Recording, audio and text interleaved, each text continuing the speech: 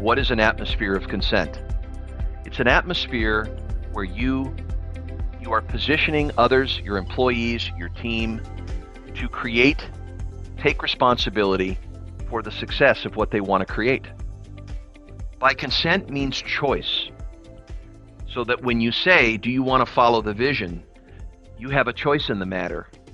And consent means I choose, I commit, I enroll, I want to be here. I think we can get there. So there's a commitment, there's a conviction that I believe, which is to wish, that what I want can be accomplished, and that what you want, Mr. or Mrs. CEO, is what I want. And so even though my vision may be a bit different, which is natural because every person has a personal expression, they're authentic, is your number one objective is to make it psychologically safe to be transparent with you. That's right. What does it mean to create an atmosphere of safety? An atmosphere of safety means that the conversations that you create have openness, they're safe, and they're transparent. OST. That's right. It's open, it's safe, it's transparent. And so that means that your best skill as a leader to create consensual engagement is listening. And listening means that you not only make space, you're empty because you have an open mind, and you can get insights that way by seeing things from different directions, by seeing reality as it is. It means that your self-deception is contained. But also your heart is that you come from, and the source from which you listen is about respect. And the word respect means to look again. It means to honor differences. Yeah. But there's a tone. So when you stand up and say, hey, here's our vision, I'm trying to communicate our vision, here's how we're going to get there, and here's where we start from, and here's who's going to do what by when, and all that great clarity, you're telling people what you're going to do. But the point is you need to invite. And that means that you have particular ways that you see employees. Now, if you see them on the basis of admiration, then you'll tend to pay attention to their personal gifts, talents, resources, and you see that rich treasure that every human being has in them. And that's the humanity in your leadership, to demonstrate servant leadership, to bring out people's best. And you don't develop them because you need to fix them, because you need to change them. You serve them. So if you see them as weak, well, then you'll try to be a strong hero. You'll be the lifeguard. But when you're the lifeguard and you try to save people as a patriarchal helper, you're actually parenting. You're not partnering. And the difference is partners are vested. They are 100% responsible for their economic security. And that's about being an economic adult. And I think that's one of the fundamental decisions of being entrepreneurial inside your organization, is getting people to make that fundamental decision, is that I 100% take responsibility for my own security. And at the same time, they have chosen to become the predominant creative force in their life. And so you as the CEO, you see your role as a convening function in the organization to help individuals create what matters to them. So you're there to get people thinking for the organization, to take responsibility for creating what matters to them. Now, the biggest risk is refusal. They don't want what you want. And you're not making people agree with you. That's not the point. You're inviting them on a great quest.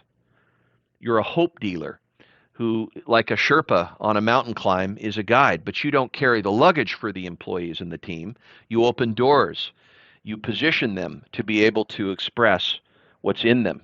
You create a system where discernment, responsibility, and creativity can rise to the top. And that's why you make it safe. You're there with them, but you're creating a non-violating workplace. And that means that the bottom lines aren't just profits and revenue. They're not just cash flow and equity. The bottom lines are people's well-being. where they can become more of themselves. And so you are the coach, you're the encourager, you're the challenger, you're the engineer, you're the economist, and you're the creator, you're the artist as a CEO. And you're seeing others in terms of what you admire, and that's a process of seeing what is best in others and drawing it out. And you have to take one to know one. So you know that you have a light in yourself, and therefore you can see the light in the others. And that you have self-knowledge, and that every individual has a personal gift, and that part of the natural order of your leadership, part of the cause of your leadership, is to break any barriers, to melt any barriers, like a horse in a pasture, to get that unique ability to run, is to find that sweet spot.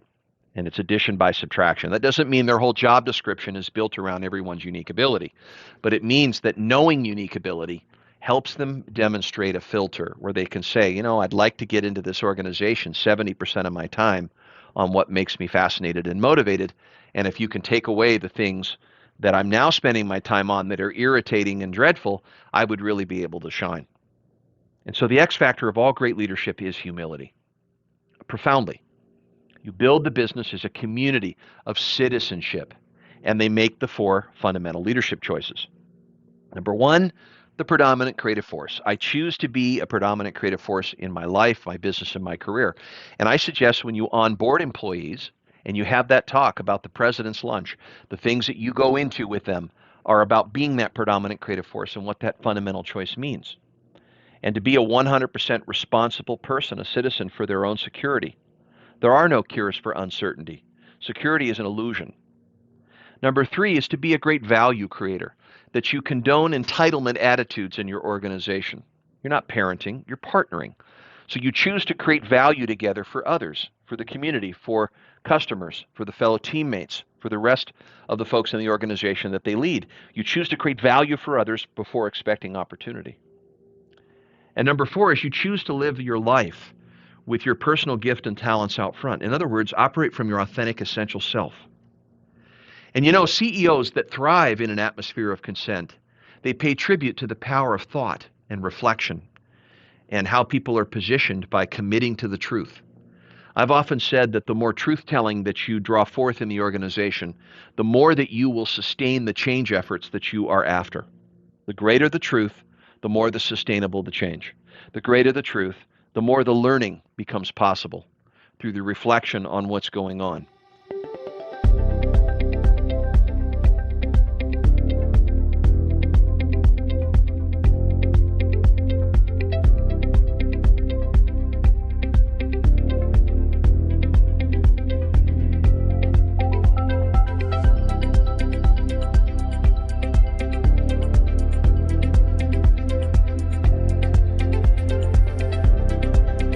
So creating is synonymous with learning because building shared vision and creating an alternative future requires saying yes first and then learning how.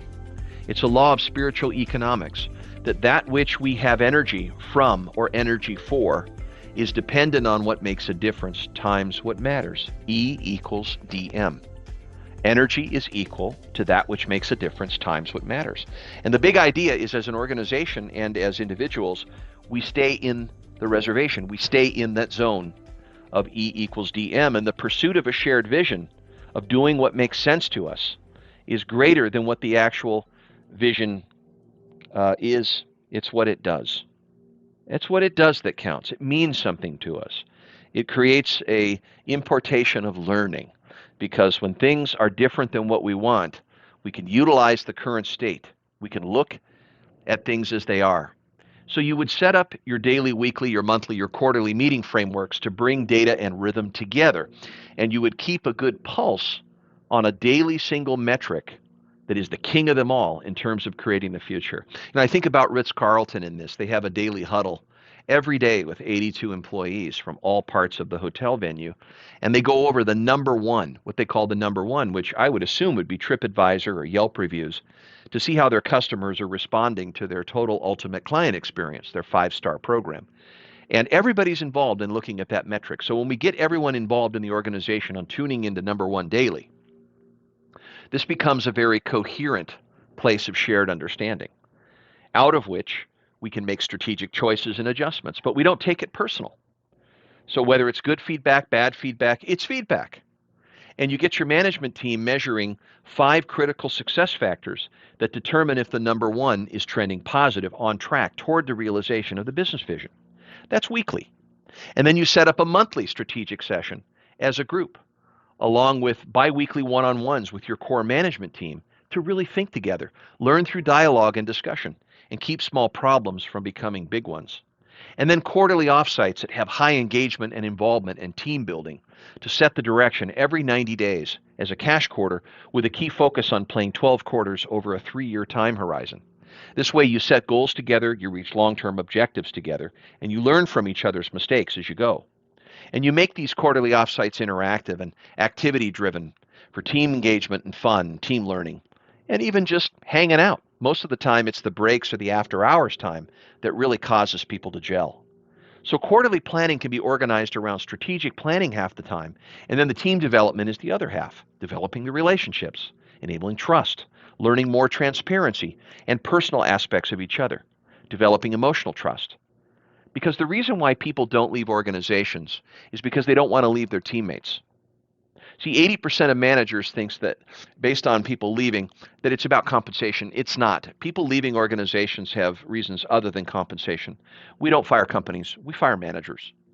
So have your managers involve everyone on all levels, systematizing and documenting and memorializing their activities. Make everyone's number 1 priority in managing your organization to replace themselves by delegating their way to the next opportunity. Go big. Go upward.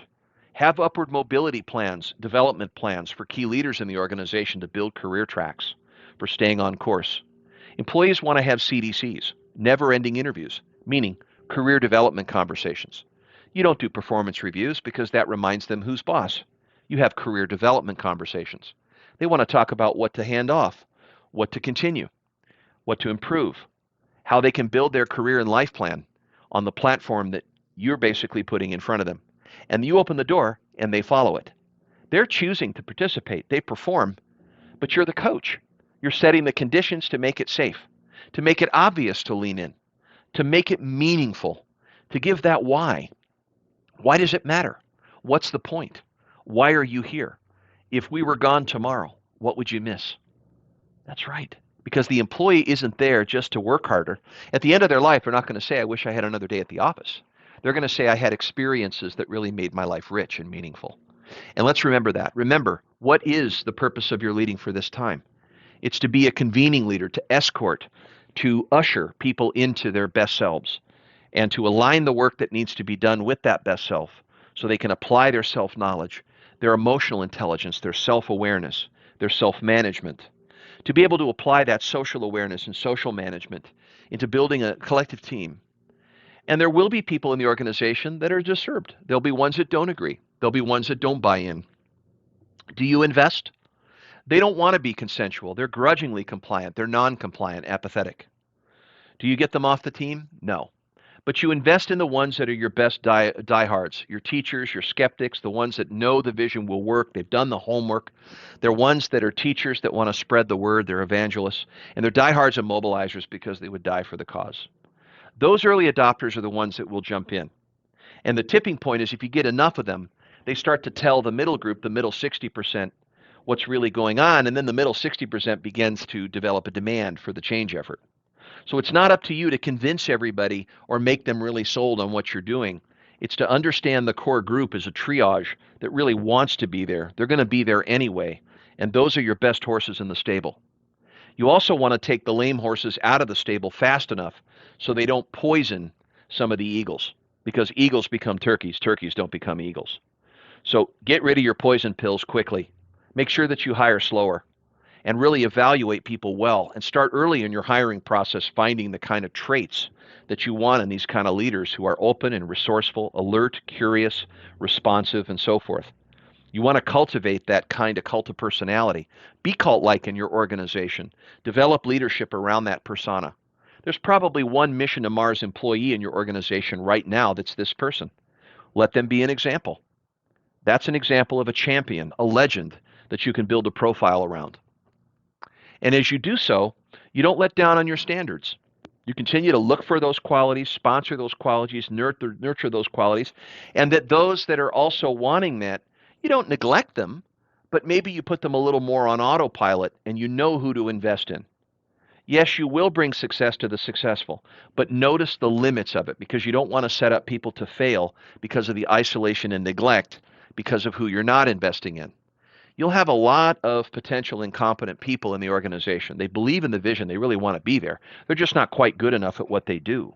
And they're great elements to invest in because they're willing to learn. They just don't have the uncommon skill yet, but they have the will and the ability. They have the heart to forge forward. They're still good investments. But the lilies that you want to cultivate are those.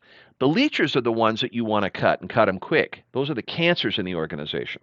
So ask yourself, why am I tolerating the behavior that I am? Is it reasonable for me to give a second chance? Why not have a surplus of potential employees in the pipeline? The worst number in business is 1. If you don't have other people in the pipeline, then you may be over-dependent on the significant few bad eggs in the organization that are 20% that cause 80% of the headaches.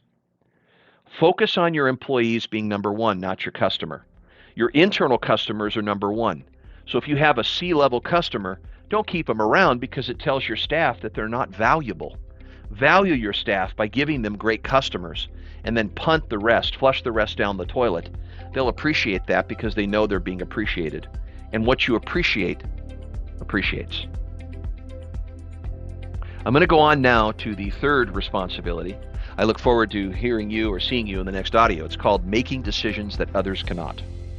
We just talked about number 2, creating an atmosphere of consent. Take down a couple of notes that you just took from the talk and maybe implement 3 disciplines or 3 ideas that will help you move toward your goals and dreams as the CEO. I look forward to seeing you again. I'll talk to you in the third one, Making Decisions That Others Cannot. See you soon.